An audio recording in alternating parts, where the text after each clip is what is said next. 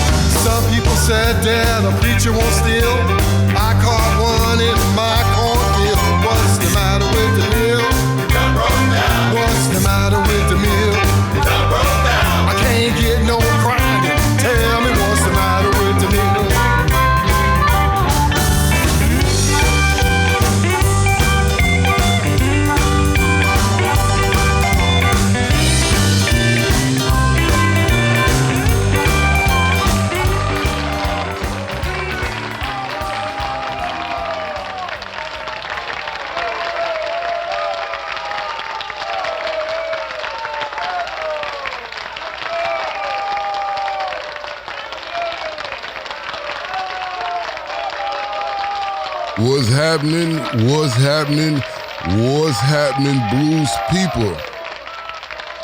Another great interview on the Jack Dappa Blues Radio podcast. And you heard that.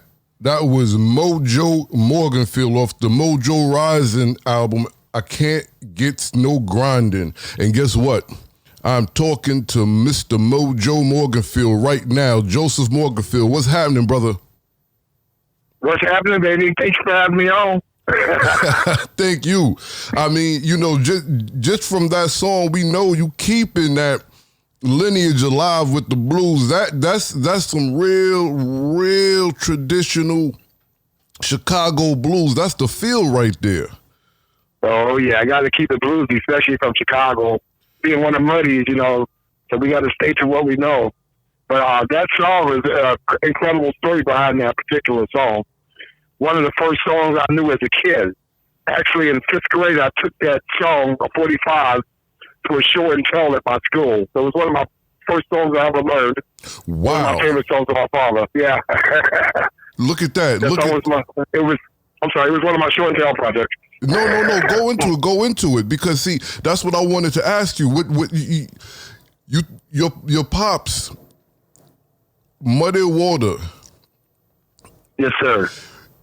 You know, I want to say single-handedly changed the trajectory and dynamics of our traditional music and platformed it to where, not much words could be said about this that hasn't been said. And here you are, a little guy taking this 45, and I remember 45s because I had them too back then. Oh, yeah. I just told my age, man. It is what it is. That's okay. Me too. And you're taking this to show and tell. How was that experience? I mean, the whole thing. Tell us the experience of the show and tell, then tell us how it was. Because, I was able to interview your brothers, Mud and Big Bill. And now we have you and Mercy that's really, this is a big, beautiful legacy. Talk to us. How is that show and tell, and how is it being a kid around all of this?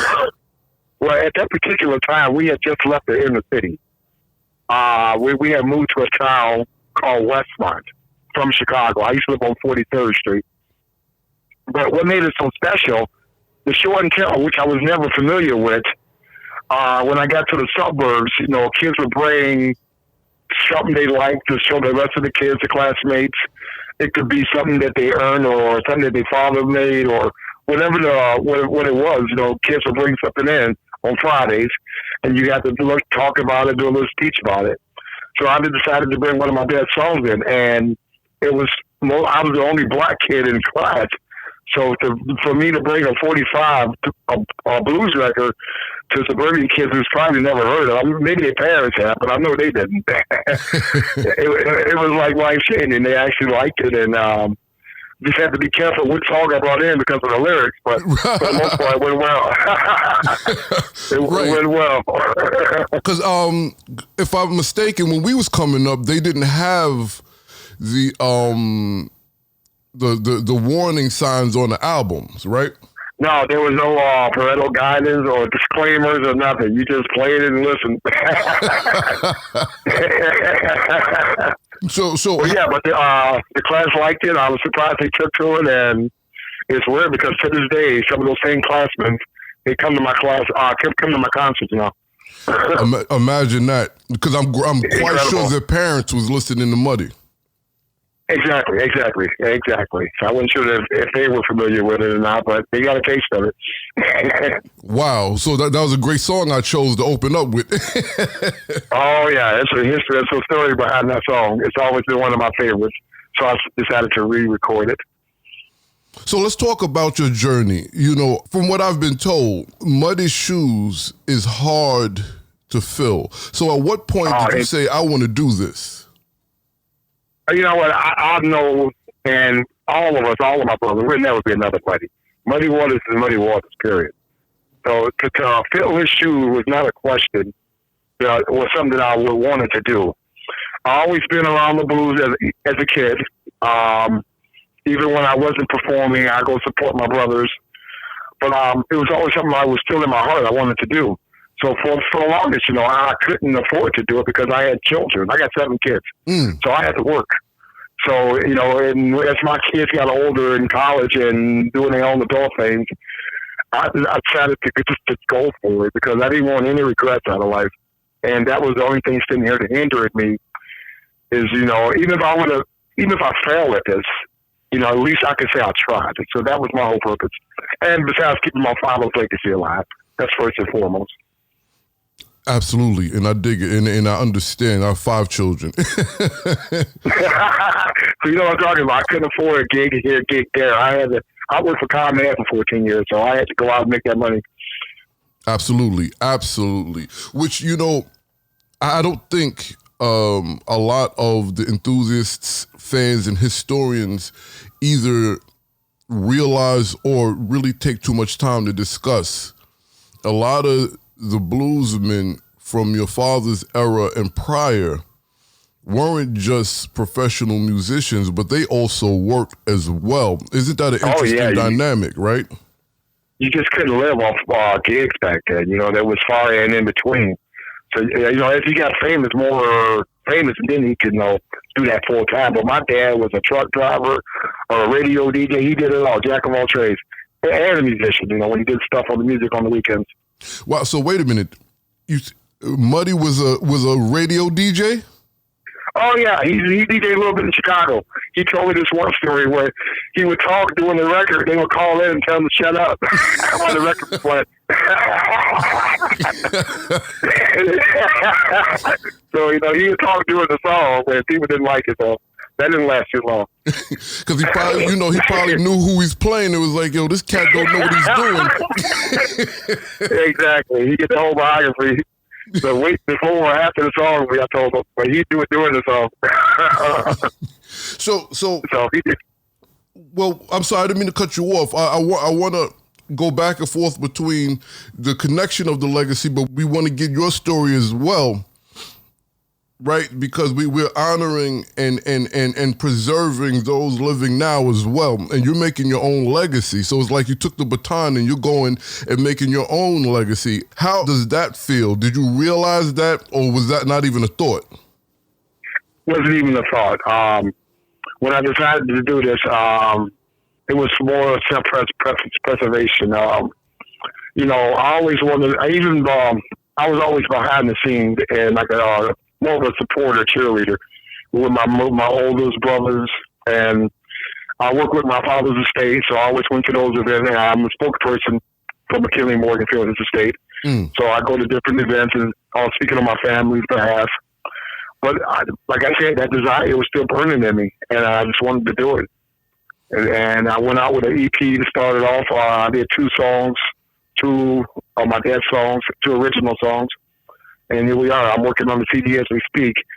I want to, I always dedicate a couple songs to my father, but now I need to find my own way now, find my own music. So this next CD is going to be very killing. It's going to be nice. Now, this is a question, and, please forgive me, but I have to ask every seed of Muddy that performs this question. Only because as a performer, the audience loves the performer. They love what the performer brings. But when you're either connected to someone or you reflect someone, the audience is always asking you to do a song from one of either the people you're connected to or the people you reflect. Do you find that people just want you to do your father's music? At first, but as I started doing my own music, I got a song called Let's Play Chess. And I get a lot of requests for that particular song. Oh, Mississippi Found Me. Then I do some of Muddy's songs. So, more songs as I do of mine, I can balance it then, some of my dad, some of mine. But eventually, I want to put my stuff out there, see what happens. Well, that's good because I actually enjoy Mississippi Found Me, and we'll play that later on in the broadcast. Yes, sir. That's a good song, isn't it? Yes, it is. Yes, it is. Speaking of which, let's take it to the left for a minute. I have to ask you this. In my research, I found a lot of information about the Delta region because, as you and I know, most people think Mississippi is the Delta. That's it. No, it's the whole region. Right. So, I definitely hear you. Yes, sir. So I was speaking with Anna Lomax, Alan Lomax's daughter.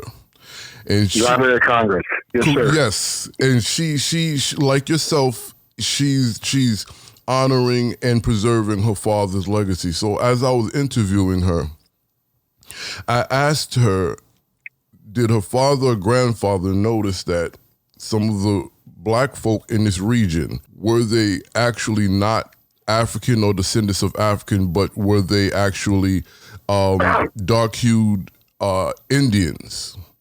And her response was, my father always thought Muddy Water was of Indian descent. Do you have any information or thoughts on that? Because Mississippi, Louisiana, and that whole region is like Choctaw, right? Oh yeah. You got those Creoles out there. That is true. As far as being of Indian descent, my dad never spoke about it. But if you look at his features, though, he does have those high cheekbones. I don't know if you noticed that or not. I have. He yeah. Your father actually looks like my Uncle James, which is my grandmother's brother. They're all from Mississippi. So, right. So I did notice the cheekbones is the point. Oh, yeah. Now, I've never met any of my grandparents on my dad's side. Just seen pictures. And his mom died at an early age of 14, I want to say. But his dad, Ollie Morganfield, now he was a light-skinned black, but I can't be as 100% certain as far as Native American or Indian in my family blood on my dad's side. Okay, all right. So now, getting back to the music and being in Chicago and some of the people you work with. Matter of fact, let's talk about some of the people you worked with. First and foremost, I noticed some time ago that you gave a big shout out to our big sister Deetra Farr. Oh hell yeah, Deetra, man, she's been instrumental in my coming out. Before I even came out publicly, I would rehearse with her one-on-one with my vocals. So we would go to the studio and I would just sing and she'd critique and give me pointers, and she was like a vocal coach when I first started. Wow. Oh yeah, so Deetra's been very helpful in my beginnings of this career. Yeah, I have to ask you, does it feel like you're in those days of the legendary blues people being able to call Deetra Farr and be like, hey, I want to go over this with you? And she's like, all right, come on. And did this almost feel like, like a Big Mama Thornton Muddy Waters moment? Oh yeah, you know what? If Muddy wasn't Muddy, I wasn't raised in Muddy. You think I'm gonna have these favorites? You hear me? My dad still opened doors, and he's been deceased for so long, but his name still rings. But once I got to know Deetra and we started hanging out, but she's a great singer. But yeah, she did help me, and I'm forever grateful. So now, is your band name Mannish Boy, or is that another band that you work with? No, that's my band's name. Mojo Morganfield and the Mannish Boyz. So talk to us about how or what inspired you to specifically call your band the Mannish Boyz. That name from the song. I love the image I want to project on stage. And the first key player I got was Rick Krager. Now, he actually played for my dad. He was in my dad's last band. So to have that type of experience on band stage, he was incredible. There's a lot of guitarists in Chicago that I could have went to, but I went to the source. I went with somebody who played with my father, who actually played with my dad. I mean, this is beyond beautiful, because I really like how you revere your pops and his musical legacy, and in creating your own legacy, you still want to make sure you get that sound right. That's what it sounds like. Exactly. That sound is very important. That's a Chicago sound, and that's my Muddy sound. It's connected. So that sound I absolutely needed. So I needed Rick in that band.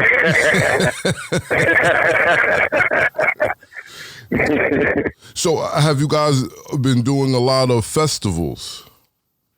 Oh, man, we are totally busy in the summer. Last year we did the Chicago Blues Fest, Gary Blues Fest, Highland. We do a lot of Indiana stuff, Aurora, Montgomery. That's like one of my busiest seasons with all the festivals. So, we've been busy, and it's filling up already again for the summer. So let's move over to the estate for a moment, because you said you were a representative of the estate, and there's been a lot of controversy about this. In regards to... I am the I'm sorry? Okay, I'm sorry, go ahead. I'm a spokesperson for my father's estate. Okay, you're the spokesperson. Now, my sister Mercy is the executive. Now, wait, have you met... You're the youngest out of the Muddy children? No, I have younger sisters. I am the youngest of the boys. Okay. I'm younger than Bill and Mud, and Mercy's older than me, but I got 2 younger sisters. Okay. But I'm not the, but youngest of the boys, but not the youngest. Out of them all. Okay. Exactly. And Mercy is older. Mercy, I love Mercy. You can never. There's something about an outspoken person in general, but black woman that is not afraid to be outspoken. She's been like that our entire life. As kids, when she stood up for the people who got taken advantage of. She stood up to the bullies in school. That was just Mercy. She's been like that from day one. But she got the right name. Mercy D. Wow. Okay, so you're the spokesperson. She's the executor, and we see that is correct. We see. This is an unfortunate, consistent story where a non-family member, and I don't even want to just say white, because there's all ethnicities do this to people, from what I'm learning. A non-family member trying to either keep control or profit off of without returning it back. How is that, and how does that feel?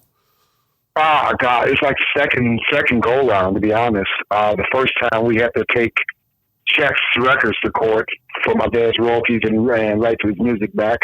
My dad only having a 3rd grade education, and not only my father, Willie Dixon, Howard Wolf, they took advantage of all those black artists back then.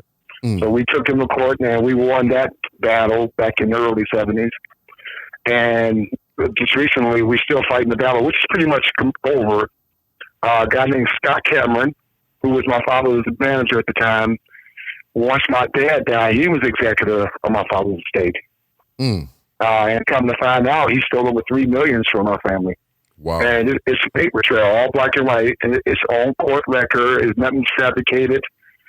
I'm not trying to dishonest the man. It's dishonor, but the truth is the truth. It's been proven. It's in black and white. So now we're trying to recover as much of that money as we can. He's deceased now. He died during the proceedings. But he ripped my family off big time. My God. So let me ask you a question for those listening that may not be musicians, but their father, uncle, brother, mother, whoever might be a musician. What advice would you give them to start either, preparing, getting their paperwork or whatever situated for when this person is deceased and they have to deal with this? How do you protect yourself from this, or can you? You can, there's safeguards, and what we doing now, and what we should have did a long time ago. Number one is not to completely trust anybody 100%. Because money is the root of all evil. Everything's driven by greed. That's true. And it's checks and balance. Make sure you got somebody who's watching everybody. You know what I mean? If somebody's doing the money, have somebody watching him, or you just can't give that person. Even my dad trusted him, and he wouldn't have made him executor. We trusted him because we've known him since we were kids. We just never fanned him. But all of a sudden, all these red flags kept coming. When that movie Cadillac Record came out. And nothing changed in my estate checks. And it was just like flags like that was coming. And why is it money keep dwindling, getting lower and lower? Every distribution is smaller and smaller. And now you take for granted this record business is not the same. Right. Everything's like downstream now. And even all that in consideration, after a while, we decided to do some investigating. And then we requested some paperwork we never got. And when he just up and moved and didn't say he lost the paperwork doing the move, that was it then. We got a lawyer, and the case has been like 5 years now. And like I said, we in the recovery stage. But we left a paper trail, and it came up to the amount of about $3 million that he embezzled. So That's where we at right now. Yeah. Well, it sounds like you guys were really, on top of it, because most people, those red flags aren't necessarily red flags, and by the time they realize it's too late.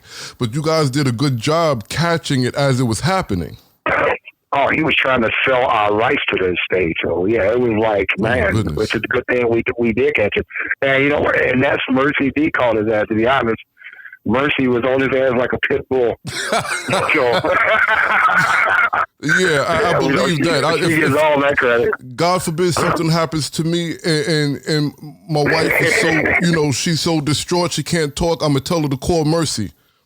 Call Mercy. You know what? She just said, man, Joseph, I couldn't sleep. It was like Dad was talking to me. Wow. And something put it on my conscience. And when she got that ball over, she made all the phone calls to us. We all got on board. And we attacked it. We all got them together. It was a family effort. And pretty much we won. We found out we still it. Now, I don't think we're going to recover all that money.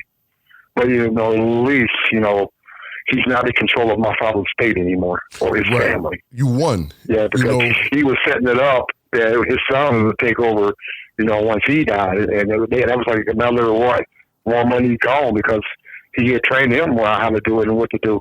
Wow. Yeah. I hope you good folks are listening, because, malice is, it could be in anyone's heart. It just depends on when it comes out. I don't want to say I'm flabbergasted, but to a degree I am, is because, I get an opportunity to speak to so many people and so many legacies of these, monstrous, monumentous artists, and this is always the case. They're hunting someone down who's done this, and it's amazing. You know what I mean? And I'm just really happy that y'all won. Learn by now if you follow history, and I don't know. It's like these guys think they can just do shit and get away with it. And you know what? It was like his family. It was my dad's money taking care of his family. We didn't set that up for that. My dad didn't. Exactly. Exactly. And I don't know what it was, but we just glad that we got control over my dad's estate again. And now we're running things. We're doing stuff our way. He wouldn't generate new business. He just didn't have any business sense. He was just collecting shit that was just been done instead of trying to create new stuff. So it's just a blessing that he's out and we're in control of our family's destiny again. Absolutely. But it's been a long ordeal, though. So painful ordeal. Yeah, I can only imagine. And another great moment in this unfortunate situation outside of the win is the fact that you all came together, because I'm sure you've heard some of the stories of other families that are really at odds. Yeah. There's some blues people. It was just too late. The damage was pretty much done. But like I said, luckily, whether he's not in control of our money again, of my dad's estate, nothing. We cut that ATM got cut off. So it's pretty weird. Yeah, I get it. We took our loss, though. Don't get me wrong. We took a hit, but better than that, we filled that now, and so it could be non-going. It could be non-stop. It could still be going on right now. We didn't do nothing. So how did you feel? How was it? What was it like going to all of these events as the spokesperson of the? Because if you really think about it, that role also helped prepare you as the spokesperson musically, no? Kinda, yeah. Talking about my father's music, him, stuff that I know. I've been around all my life. Sometimes we couldn't address the accordion issue because it was non-going. Does that make sense? Yes, it does. We were still in litigation and we couldn't expose any information. But pretty much we're in the recovery stage, which is like pretty much post, and pretty much all the trials are over. Right now, we're just trying to find the money, to be honest. Understood. So if it's even there, or if it's hidden. So this is where we at right now. So but as the spokesperson, right, were you going to events in different places talking, not about the litigation and those things, but was it? No, but yeah. What was that like? Oh man, and that's great. I get depending on the event. My dad got an award in Memphis last year for the Blues Hall of Fame. I got to go as a spokesperson to accept the award and to give them thanks and that you meet people and it's just a great day. I love the job that my family gave me. You got to be responsible. You got to be professional, of course. Yes. but for the most part, it's fun, though. I get to go and travel and meet people and promote Muddy Waters' name. So that's what it's all about. Right, and doing that, do you think that also, because it's like you're going on in these music events, you're talking about your dad in music and you're receiving a Lifetime Achievement Music Awards that kind of help fire the flame and prepare you to take to the stage with song, yes? Yes, that is correct, yes. Definitely. I remember my first time on the stage as a professional, it was like the deer in the headlights. I'm looking, it's one thing to sing in a practice or at home or in the shower, but when you got a live audience, you're like apprehensive. Okay, how do I sound? Instead of just going out there having fun and singing, you got all these other things in your mind. And with me, if I go out there and think and try to listen to myself sing and I make a mistake, that's when I really make a mess of myself. But if Mojo goes out there and just having fun and it sounds like what it sounds, and most of the time it sounds good, but then that's when I'm more comfortable and my charisma come out and my stage presence come out. It's just a better performance when you just go out there and have fun. What I'm basically trying to say. No, it's the truth. It's the truth. Now, what is your songwriting process? I got one I wrote so far. Well, I wrote a lot of them, but I'm going to record one as we speak. It will be on my next CD. And that song's called Break the Devil's Hole. I wrote it. Me and Hennessy wrote that song together. I dig it. But I'm looking forward to recording it. It's a good song. It's a true song. It came from the heart. And it's a little bit about my dad and myself. So yeah, I think you guys will like it, though. But it's my first writing, and I'm looking forward to putting it on some wax. Good. You know what? I think what we should do real quick before we continue a couple of more questions, let's give them a taste of Mississippi Found Me. What do you think about that? Oh, so sounds good. That song was written by Terry Averyson, and the music was done by Derek Purcell. Now, Terry wrote a song for my dad, a Grammy song. So I got this guy in my camp, too. Whenever you got guys like that who wants to help you, he wrote for my father, he won a Grammy for my dad, and now he's writing me songs. So it's just a blessing to have him on my team. Oh, yeah, because you also know where it's going to lead. Exactly. Let's play this song real quick. All right, sounds good.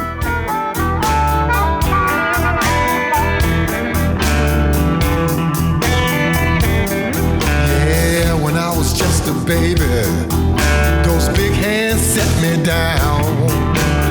A voice as big as history said someday you'll be found. 100 years before you, your name was in the book. She'll find you when she's ready. She would know right where to look. Mississippi found me. Mississippi found me.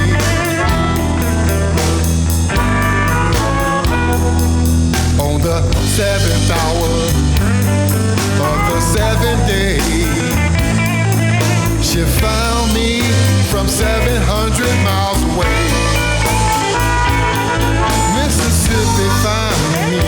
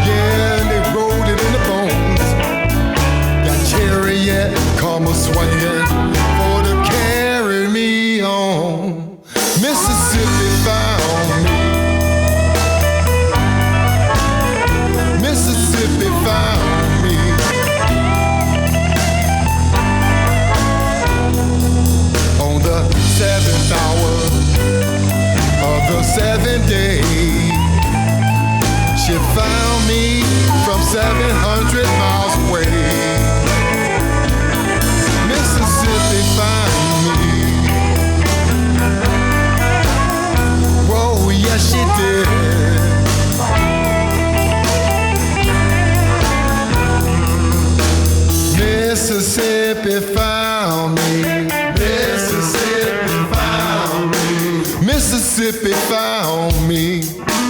Mississippi found me. Mississippi found me. Mississippi found me. Mississippi found me. Mississippi found me. On the seventh hour of the seventh day, she found me from 700 miles away. Mississippi found me. Whoa, yes she did.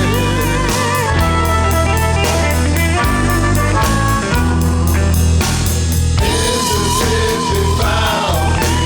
Mississippi found me. Mississippi found me. Clarksdale found me. Mississippi found me. Rolling Fork found me. Mississippi found me. Mississippi found me. That's what I'm talking about. That's Yes, what I'm sir. talking about. You know, that's a very, I mean, it's a really deep-rooted song. It has such a deep meaning because for most of us, Mississippi has to refine us to connect back to where our people started. Exactly. And she found me in Chicago. So. But you know, and it's, let's talk about a little history to a degree.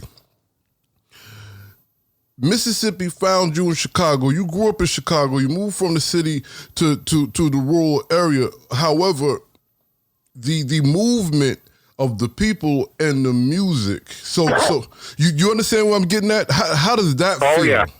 Oh man, it's the roots. It's the roots of my father. It was the roots. You know, even though I was born in Chicago, but every summer my dad would send me to Mississippi to get a taste of his life. And I would go there with my aunt, and I had to chop wood for fire.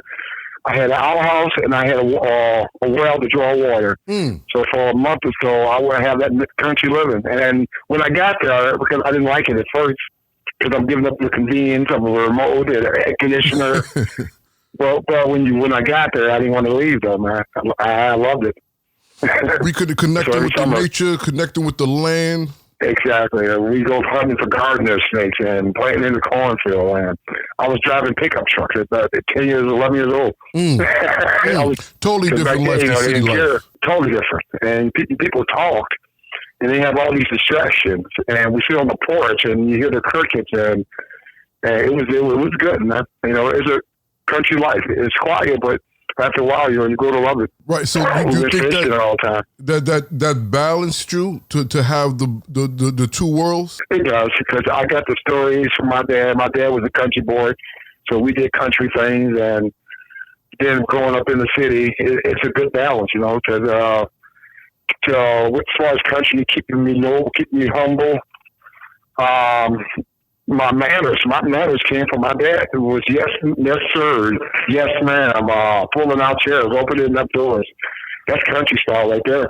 Absolutely. And I thought that's supposed to say manners to my children, and they got them. Definitely. Let's talk about that. Do you see any of your children picking up the musical mantle? I have a daughter who's a freshman in college. Now, she has a wonderful voice.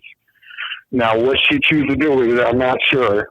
But I keep pushing her. She wants to make a song with me, so I'm going to get her, though. Because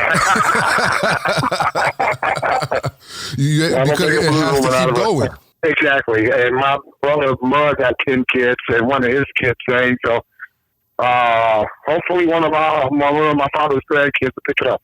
That's what I'm talking about. That's because this is very important. This is very important. Do you think about writing books or have a movie about the family or anything? I got a book as writing as we speak. It's not done, but I'm working on it, and hopefully I want to portray Muddy off the stage. I want them to know the man he was at home, about the vacations we went on, just the Muddy at home.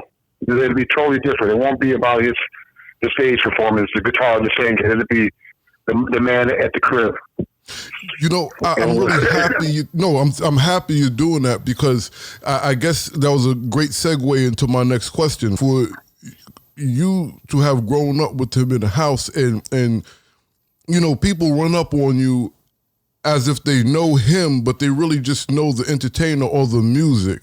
How is that dynamic? How does that feel, especially when some people get some things incorrect, not intentionally or you know, with malice, but just because their perception of a bluesman life might be wrong? How does that feel, and how do you handle that? You know, I correct them when I can, but like pretty much, it's like, for instance, some of the facts they say is wrong, and I do try to correct them. Okay. For instance, you know what, and then with the reputation as a bluesman, a womanizer, that shit is all true. But what they don't know is the kind of person he was. You know, I was first started off living with my mom, and I went to a foster home because my mom had an addiction.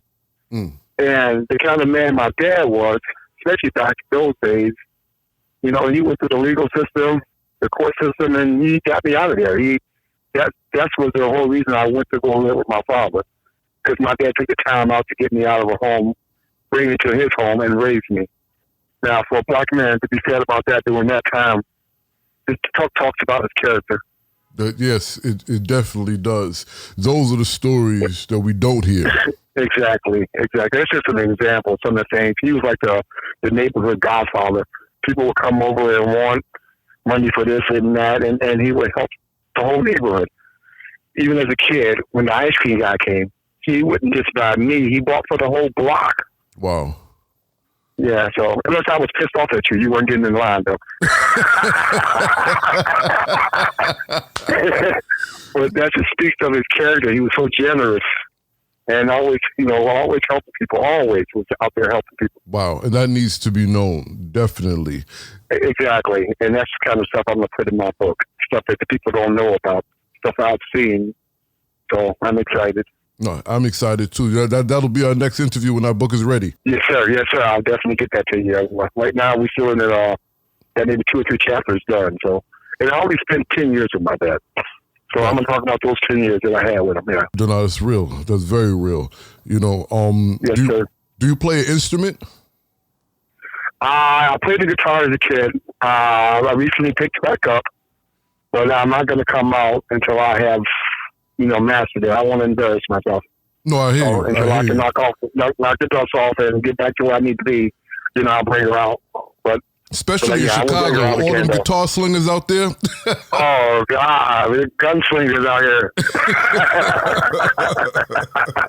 I would not have gone here. That's the rest of my life.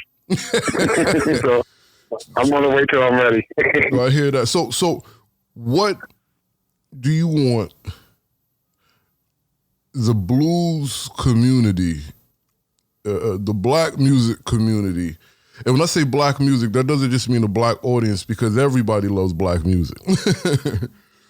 Yeah. What do you want them to receive from you? I want to see if I can win that audience back. Blues used to be primarily black. When my dad first started, his crowds were black. As he got older, when I was back in the 80s, when I was in school, I would go to his gigs with him, and all the audience were white. I know, the blues, the blacks went to R&B, they went to rap, but, the blues is the foundation of all music, and we need to tap into that source. We got to jazz blues up a little bit and make it a little more funkier, but we got to win that group back. Absolutely. So did you and your father ever discuss the change in audience? Oh, all the time, yeah. He said the black kids just didn't want to hear it, And I was that kid, too, I remember when rap, everyone was running to rap when it first came out. I was one of the same kids, even though I lived in a blues house. I liked to rap, and it was new music, and I get it. But, but he just saw the change, though. He saw it. He had to fight, it was probably, pretty much blues up until the 60s, and then Motown came, remember? That's right. So they had to take the back seat to Motown. That's when they all started to go to Europe. And then after Motown, then rock and roll, then rap. But the blues needs to get back up there, though. Yeah, especially since all of those musics are blues influenced and induced. I know. Every gender out there, rock and roll wouldn't be there if it wasn't for blues. Even the rap. No, and you hear rap is, yeah, you hear it's a more funkier beat, but it's a sharecropper out there singing in the field, though. That's right. That's right. Talking about our new misery was the same thing. That's right. That's right. Yeah. That's right. I have shirts that say hip hop is the great great grandchild of the blues. Yes, sir. Great shirt. Thank you. So now I'm going to put it in the link, but I would like you to tell the people where to find your music, where to find, your events, give them your social media handles. Yes, sir, I sure will.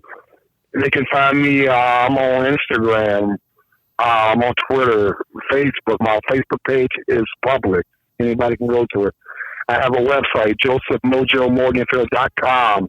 So we out there socially, every social media out there, we there. You can get my schedule on my website as far as my concerts and gigs. But we out here, and we'll be out here. And hopefully I get to meet you soon, my friend. Absolutely. It was really good to speak to you, sir. You know what?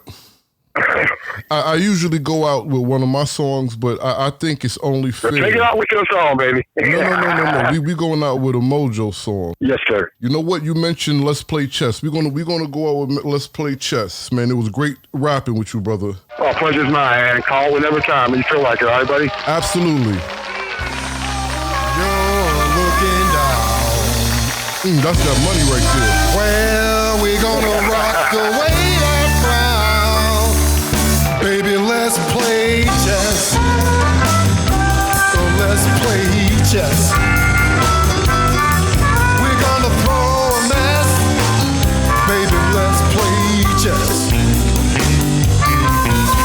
They gave the blues Chicago soul, taught the world to rock and roll. Otis Rush and Otis Band, Maybelline and I'm a man. Baby, let's play chess. Let's play chess. We're gonna throw a mess. Baby, let's play chess. The Coco comes to fuss and fight. Jimmy Rogers say that's alright. The Mannish Boy, the seventh son, Howlin' Wolf, and I ain't done. Baby, let's play chess. Let's play chess. We're gonna throw a mess. Baby, let's play chess.